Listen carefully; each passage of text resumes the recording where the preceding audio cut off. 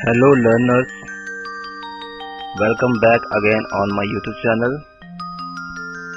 और CGPSC sports officer 2019-20 के series में हम लोग आज 8वां पार्ट 71 to 80 क्वेश्चन देखेंगे, answer with explanation. I am Amit Verma और चलिए वीडियो स्टार्ट करते हैं। तो इस वीडियो का पहला क्वेश्चन और सेशन का 71वां question, What is the diameter of shot put for senior man? Senior पुरुष के लिए गोला का व्यास क्या होता है? ऑप्शन है ए 95 से 110 mm, बी 105 से 115 mm, सी 110 से 120 mm, डी 110 से 130 mm। तो इसका सही ऑप्शन आएगा डी 110 से 130 mm। ये देख सकते हैं पिक्चर में, पुरुषों के लिए जहां पर 7.26 kg का भार होता है वहीं पर उसका डायमीटर जो रहता है 110 से 130 mm होता है, और महिलाओं के लिए 4 kg का रहता है भार और उसका डायमीटर जो रहता है वो 95 से 110 mm का होता है। ठीक है, नेक्स्ट क्वेश्चन देखते हैं। Indira Gandhi gold cup is related to which game? Indira Gandhi gold cup किस खेल से संबंधित है? ऑप्शन है A football, B hockey, C basketball, D kabaddi.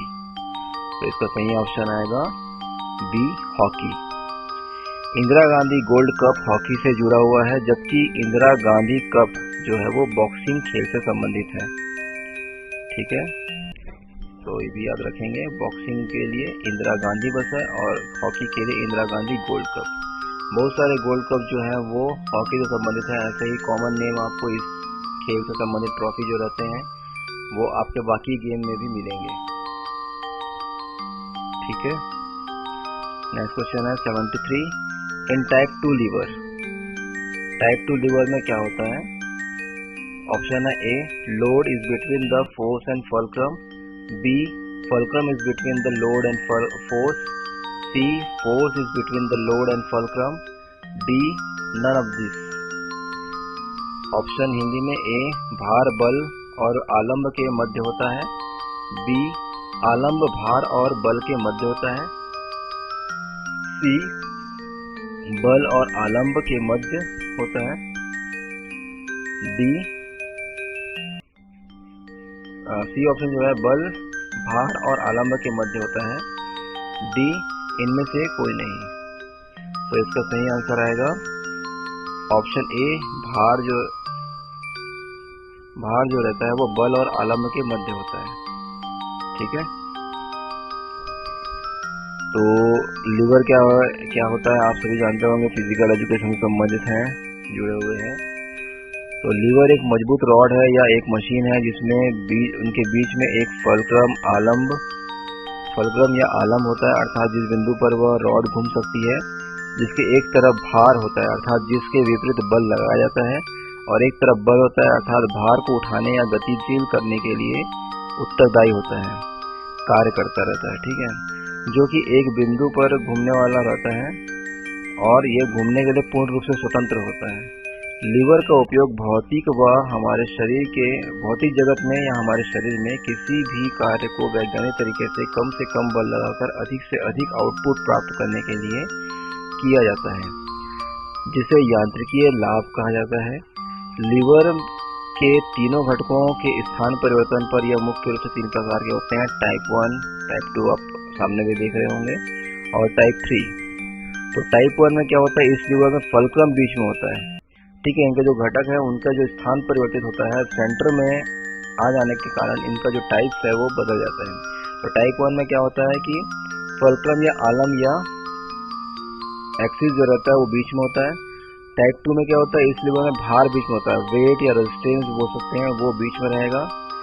और टाइप 3 में बल बीच में रहता है, फोर्स ये जो रहता है वो आपका बीच में होगा, और बाकी 2 घटक इनके आजू बाजू होंगे। ठीक है, नेक्स्ट क्वेश्चन देखते हैं 74। Which is the correct formula of work? कार्य का सही सूत्र कौन सा है?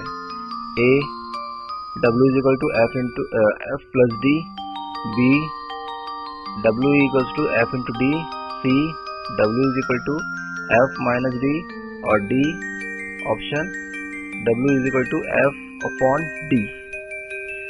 तो इसका सही ऑप्शन आएगा B, W is equal to F into D.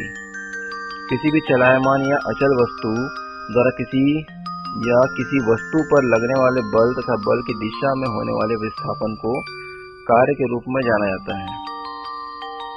इसे हम किसी वस्तु के बल तथा बल की दिशा में होने वाले विस्थापन के गुणनफल के रूप में भी परिभाषित कर सकते हैं, जहां पर W जो है वो किया गया कार्य है, F जो है निरंतर बल है, ठीक है, और D जो है वो बल की दिशा में होने वाले विस्थापन या बल की दिशा में होने वाली तय की गई दूरी है।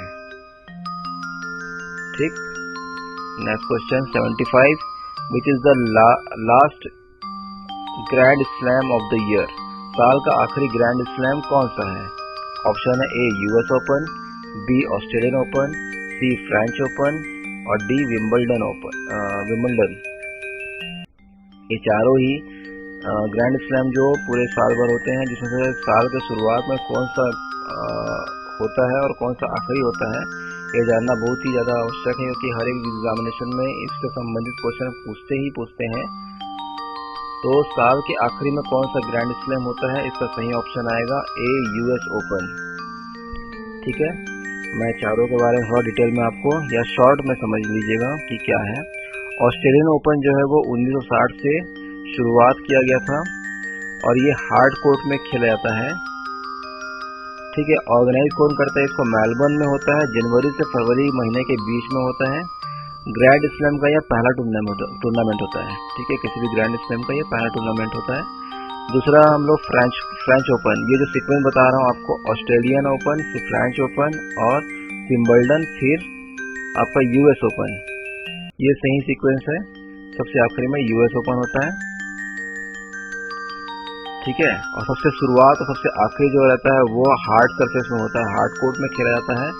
अब सेकंड जो हम लोग फ्रेंच ओपन बात कर रहे हैं, ये 1891 से स्टार्ट हुआ था, जो कि 1924 से यह टूर्नामेंट फ्रेंच क्लब के अलावा सभी इंटरनेशनल देशों के लिए खोल दिया गया। इससे पहले 1924 से पहले तक के ये खाली फ्रेंच में ही होता था, यानी कि फ्रेंच के लोग ही इसमें पार्टिसिपेट कर सकते थे। ये होता है आपका क्ले कोर्ट में। ठीक है, इसे रोनाल्ड गैराज के नाम से भी जाना जाता है। ऑर्गेनाइज कहाँ होता है? ये पेरिस में मई से जून के बीच में। ठीक है, तीसरा है विंबलडन। तीसरा ग्रैंड स्लैम जो होता है पूरे साल भर में वो है विंबलडन। ये 1877 से स्टार्ट हुआ था, ग्रास कोर्ट में खेला जाता है। ठीक है, याद करने का तरीका बता दूंगा, पहले आप समझ लीजिए इसे। ग्रास कोर्ट क्या है? इसमें खेला जाता है। सबसे प्राचीनतम तथा टेनिस जगत का यह मक्का कहा जाता है, क्योंकि ये सबसे ज्यादा पैसा मिलता है जीतने वाले को इसमें, इस ग्रैंड स्लैम में, इसलिए इसे टेनिस जगत का मक्का भी कहा जाता है। ऑर्गेनाइज होता है लंदन में जून से जुलाई के महीने के बीच में। 1884 से महिला ने भाग लेना शुरू किया था। ग्रैंड स्लैम आपका जो है 1870 से स्टार्ट हुआ था, जिसमें सिर्फ पुरुष ही पार्टिसिपेट करते थे, लेकिन 1884 से महिलाओं भी इसमें भाग लेने लग गई। 1907 में पुरुष युगल को शुरुआत किया गया था। उसके बाद फिर 1913 से महिला युगल और मिश्रित युगल को भी शुरुआत की गई। सबसे लास्ट जो होता है ग्रैंड स्लैम वो है US ओपन। 1881 से ये चल रहा है, हार्ड कोर्ट में खेला जाता है। ऑर्गेनाइज होता है न्यूयॉर्क में, यानी कि नवंबर और दिसंबर के महीने में। ठीक है, तो याद कैसे कर सकते हैं? आपका ऑस्ट्रेलियन ओपन और US ओपन, ऑस्ट्रेलिया और अमेरिका US, ये दो हैं हार्ड में होता है, हार्ड सरफेस में। यहाँ का कानून जो है बहुत ही हार्ड है लोगों के लिए। ठीक है, इसलिए हार्ड कोर्ट में खेला जाता है। फ्रेंच जो है वो मिट्टी क्ले के कोर्ट में खेला जाता है। और विंबलडन बल लगाना पड़ता है घास के मैदान पे बॉल को मारने के लिए, इसलिए विंबलडन ग्रास कोर्ट में खेला जाता है। और बचा जो है फ्रेंच जो है वो मिट्टी वाला। ठीक है, तो ऐसे याद रख सकते हैं आप इसको। नेक्स्ट क्वेश्चन है 76, विच is not a method of flexibility training. जो ऑप्शन दिया हुआ है उसमें फ्लेक्सिबिलिटी ट्रेनिंग के लिए मेथड नहीं है। ऑप्शन है A ballistic method, B slow stretch and hold method, C isokinetic method और डी पोस्ट आइसोमेट्रिक मेथड। कौन सी नम्यता प्रशिक्षण की विधि नहीं है? प्रक्षेपित विधि, धीमे खींचना, स्ट्रेच और रोकना, होल्ड विधि, समगति की विधि या पश्च समदूरी की विधि।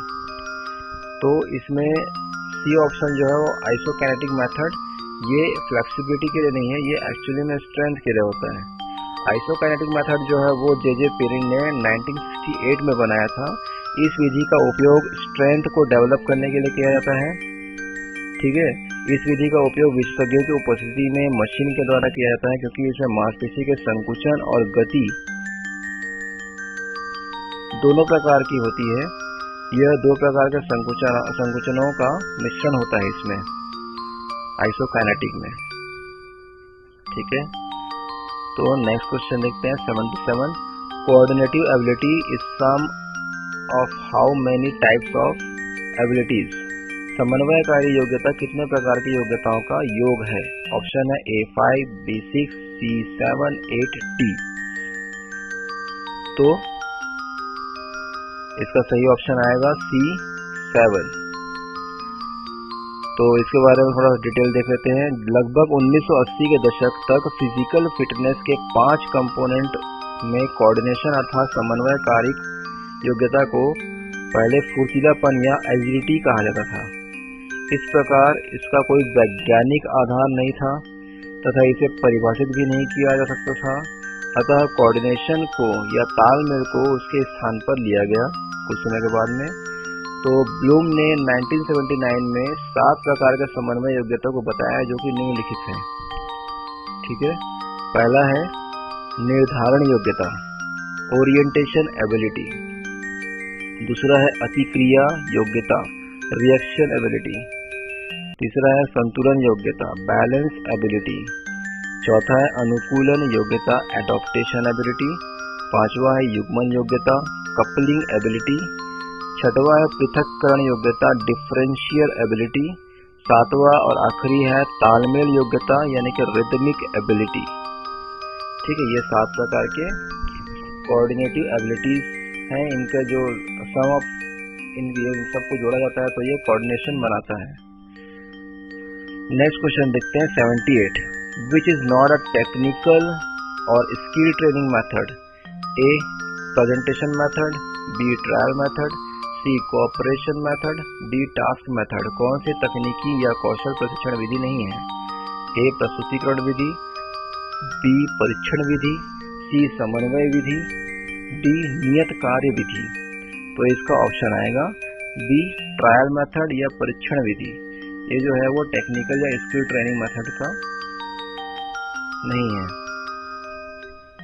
नेक्स्ट क्वेश्चन देखते हैं 79, when were the 9th Asian game held? 9वें एशियाई खेल कब आयोजित किए गए? ऑप्शन है 4 to 11 अक्टूबर 1982, बी 14 to 21 अक्टूबर 1982, सी 19 नवंबर to 4 दिसंबर 1982, डी 25 नवंबर to 9 दिसंबर 1982। तो इसका सही ऑप्शन आएगा सी 19 नवंबर to 4 दिसंबर 1982 को ऑर्गेनाइज किया गया था। नेक्स्ट क्वेश्चन देखते हैं 80, when was the school games federation of India established? School games federation of India की स्थापना कब हुई थी? ऑप्शन है ए 1951, बी 1954, सी 1982 और डी 1985। तो इसका सही ऑप्शन आएगा बी 1954। तो इसी क्वेश्चन के साथ ये वीडियो समाप्त हो रहा है। तो मैं आशा करता हूँ कि आपको ये वीडियो पसंद आया होगा। तो आप अपने दोस्तों के साथ में इसे शेयर करना ना भूलिएगा, और आप भी सब्सक्राइब नहीं किए होंगे तो सब्सक्राइब कर लीजिएगा और बेल आइकन साथ में दबा लीजिएगा for instant and fast notification ताकि मैं जब भी कोई नया वीडियो डालूं तो आपको जल्द से जल्द आपके पास ये नोटिफिकेशन आ जाए। So thank you for watching.